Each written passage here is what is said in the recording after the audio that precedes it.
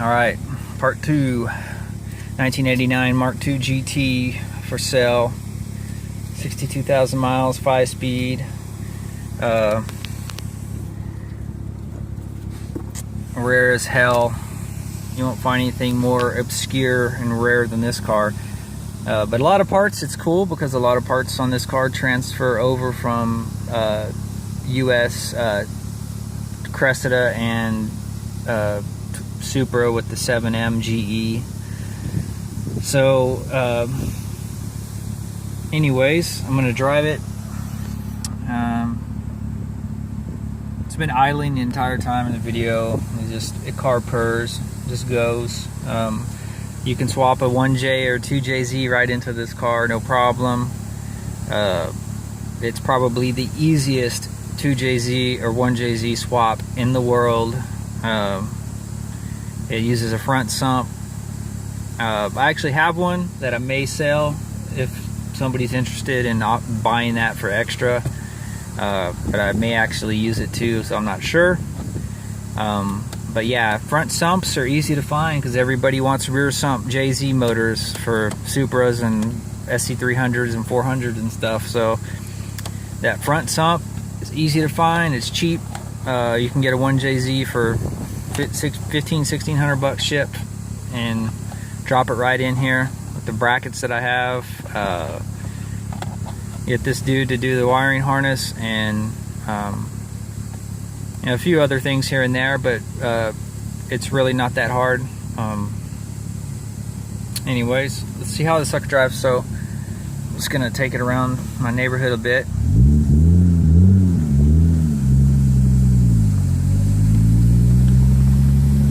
Nothing rattles in the car. It's nice and tight.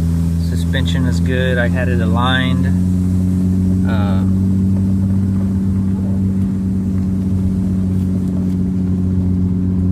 When I rebuilt the front suspension, no throttle, and that's just, it runs so perfect. I just can't imagine taking a motor this good out of a car like this. I mean, it's just so nice that unless you're gonna drift it, why would you do that?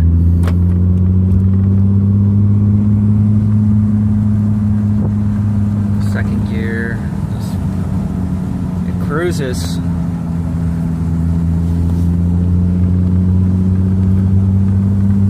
Beautiful day in Austin, Texas. Just trying to avoid South by Southwest as much as possible.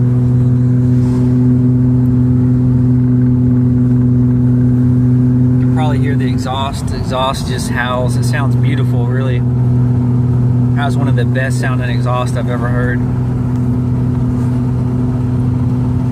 Oh yeah, the stereo works, but it doesn't. It's a Japanese, so it doesn't read the doesn't have the FM signals for US band, so you have to replace that stereo.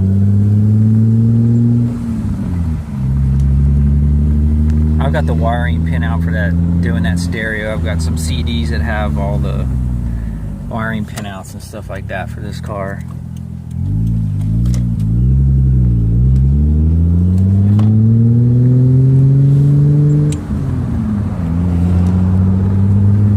People usually freak out when they realize they're driving on the right side. I'm kind of over it by now myself, but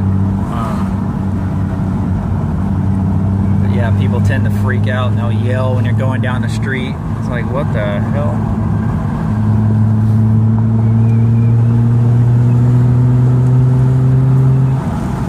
This car is basically feels like a Japanese version of a Cadillac almost, or something. Like maybe one of the performance Cadillac coupes.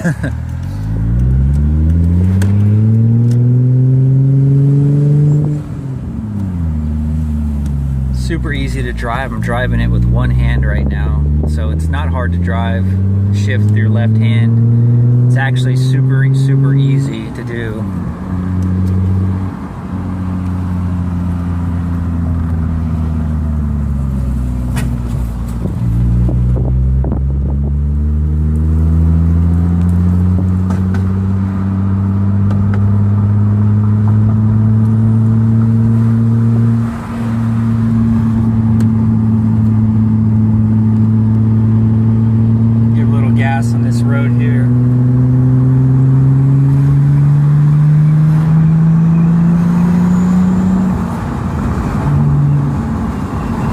kids up here. I don't want to.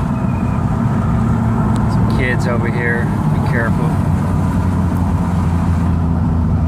So it's not a super fast car, but it gets up and goes when you need it. It's fun to drive. It's a rear wheel drive.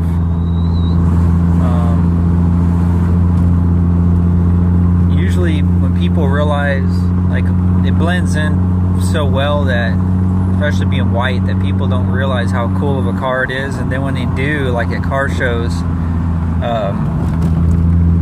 they'll really freak out, you know, and they'll be like, man, this is cool. And then they'll come back and they're like, man, this is really, really cool. And they'll just keep looking at it, and then you know they want it.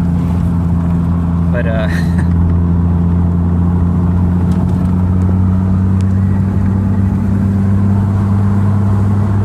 yeah, man, I mean, no hands on the steering wheel, going down a bumpy road, and it's just straight as can be. I'm just gonna keep going straight here. Look at that. I mean, leave the steering wheel straight. I mean, it doesn't jump around. It's just nice and straight and solid. Everything's simple with this car too, which is good. This is why like a lot of the people like it, which I can see that the steering is super snappy steering. Super fast, snappy steering rack, and the car is simple. It's not, you know, compared to newer cars that have all these bells and whistles, this car is really stripped down.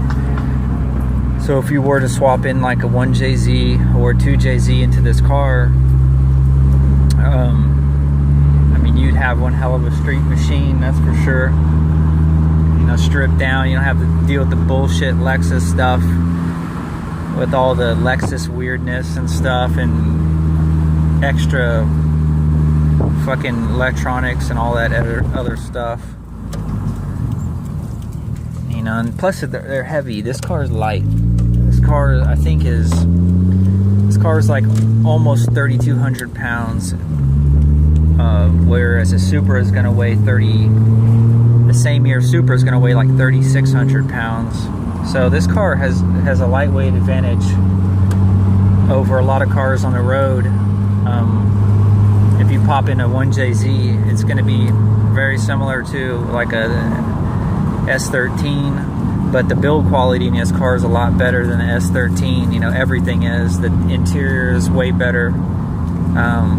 The chassis itself was designed for inline 6, and not, you know, S13 really wasn't. You know, and this car just drops right in. On those, it, you know, it requires like extra subframe, all this other extra shit. And this car you can do a JZ swap and have it be just like stock. You can make the AC, you can have the AC work and everything.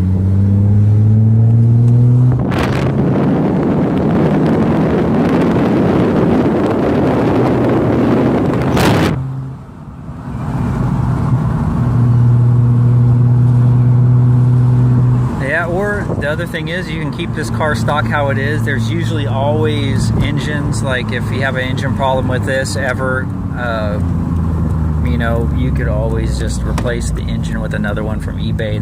They're actually really cheap. They're like, I think they're like 1,200 bucks